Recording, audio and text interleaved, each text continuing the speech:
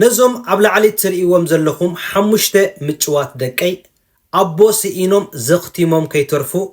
ኣሕዋተይ ኣብ መላእ ዓለም ትርከቡ ሓጎስኩም የድልየኒ ኣሎ።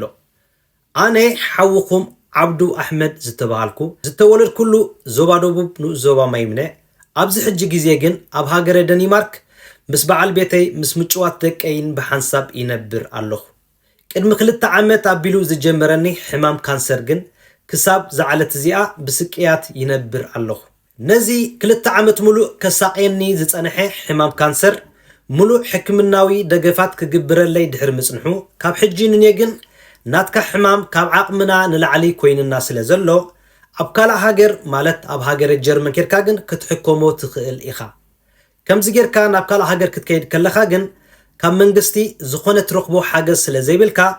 ብናትካ ወፃኢ ኢኻ ንስኻ ክትገብሮ ትኽእል ስለ ዝበሉኒ እዚ ነገራት እዚ ግን ካብ ዓቕመይ ንላዕሊ ስለ ዝኾነኒ ኣሕዋተይ ኣብ መላእ ዓለም ትርከቡ ዘለኹም ሓገዝኩም የድልየኒ ኣሎ። ዝዓበኹም ዝነኣስኩም ኣብ መላእ ዓለም ትርከቡ ይሕዋተይ እዞም ደቀይ ዘኽቲሞም ከይተርፉኒ ነዛ ህይወተይ ከትርፍ ሕክምናይ ክገብር ናትኩም ደገፍ የድልየኒ ኣሎሞ ካብታ ዘላትኩም ዓቕምኹም ክትሕግዙኒ ብስም ፈጣሪ ይልምነኩም ኣለኹሞ። ብስም ዓብዱ ኣሕመድ ሓውና እዛ ቪድዮ እዚኣ ናብ ብዙሓት ክትበፅሕ ሼር ላይክ ኮመንት እዚኣ እውን ንባዕላ ዓባይ ሓገዝ ስለ ዝኾነት ስለዚ ሕዋት ብዝያዳ ከዓ ካብ ቃሉ ንስማዓዮ። ሰላማት ሕዋት ኣነ ሙሉእ ስሜ ዓብዱ ኣሕመድ ይበሃል ወሊደ ዝዓበኸሉ ኣብ ዞባ ደቡብ ንኡስ ዞባ ማይምነ ዴንማርክ ኣብዝኣቱ 10 ዓመት ገይረ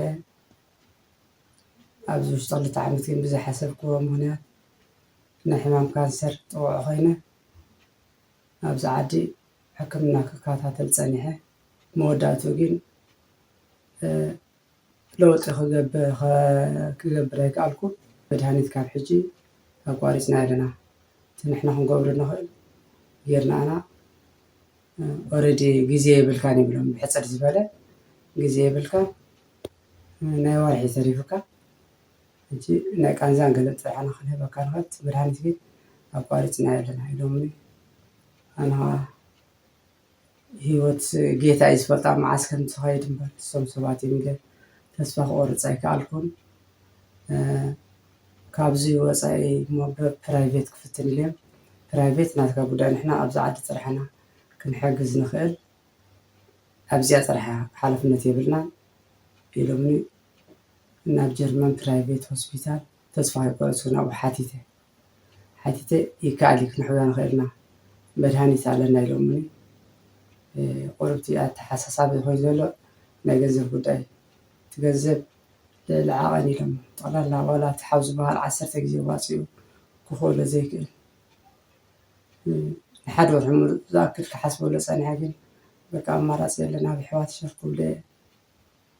ኢለ ይሕዋት ንክሕግዙኒ ሸር ንክብሎ ወሲነ ማለት እዩ። ይሕዋት ዘዛዓምሁም ሓግዙኒ እቲ ገንዘብ እስታት 165,000 ዩሮ ኢሎምኒ ልክ ከም ኣብ ኣውሮጳ መቕማጠይ ቁሩብ ፍሉይ ይገብርኸዎ ግን ፋሚሊ እንዳኣለኻ 5 ቆልዑ ሒዝካ ክንዲ ዝኣክል ወላ ሓንቲ ክትረክብ ኣይትኽእልን ኢኻ ሕጂ ምስ ከምዚ ይሕዋት ዓቕምኩም ሓግዙኒ ናቱ እቶም ጀርመን ተስፋ ስለ ዝሃቡኒ ንኽእላና ኢሎም ኣነ ተስፋ ክቆርፅ ኣይከኣልኩን ብሰንኪ ናብኡ ዘይምኻደይ እቲ ሕማም ኣዳኺሙ ከብለና ኣይደለኹም እዚኣ ክብለኩም ይደሊ ኢድ ካልኩም ሓግዙኒ ልክ ይሕዋት ከሸገር ልዕሊ ዓቕሚ ኮይኑ ወላ ኣብዚ ኣውሮጳ ከም ምንባር መጠን እኳ ቁሩብ ፍሉይ ዝገብሮ ተኾነ ምስ ፋሚልኩም ከም 5 ቆልዑ ሒዝካ ክግበር ዓቕሚ ክገብሮ ኣይከኣልኩን ሕጂ ዓቕምኩም ዝተርፈ ሓግዙኒ።